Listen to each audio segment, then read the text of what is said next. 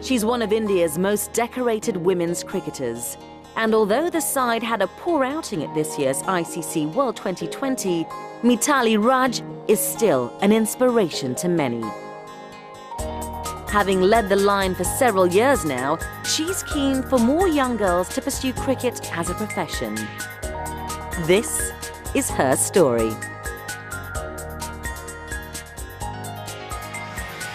As a kid, I never was keen into taking up any sports. I've loved dancing because I've learned Indian classical dance for 8 years.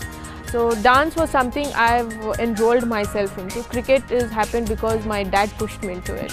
And for a long period, I played cricket is only to make him happy, and it was a motivation for me that for the sacrifices my parents have made, I have to make them proud. So I developed a liking for the sport later in my stage when I've already played for India. Maybe around 2009 World Cup that I actually started enjoying the sport. Until then it was just a duty for me that I have to make my parents proud. It was difficult because even coming from a South Indian background, that is from south of India, where the culture is such, you are mostly into education, and it was a brave decision of my parents to actually continue to put me into the sport and turn me into a professional cricketer.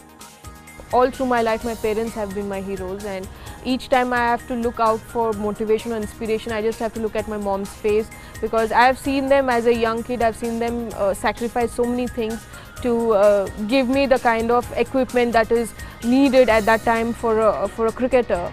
And even my dad has to forego his promotion at the bank so that we don't change base, which will affect my cricketing career. So I've seen them sacrifice a lot of things only to make me the cricketer that I am today.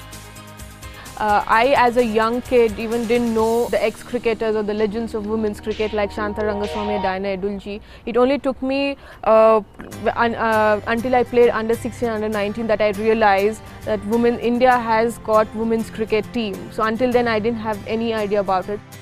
Men's cricket sets the standard about the sport.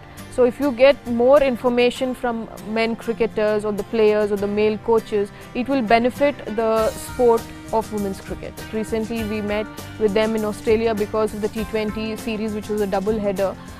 Most of the girls enjoyed that meeting because they got a time to interact with them. A few tips from them to the young talented girls had made a world of difference for their confidence level when they got onto the ground to play Australia. So if it is a regular feature, it will definitely help the girls.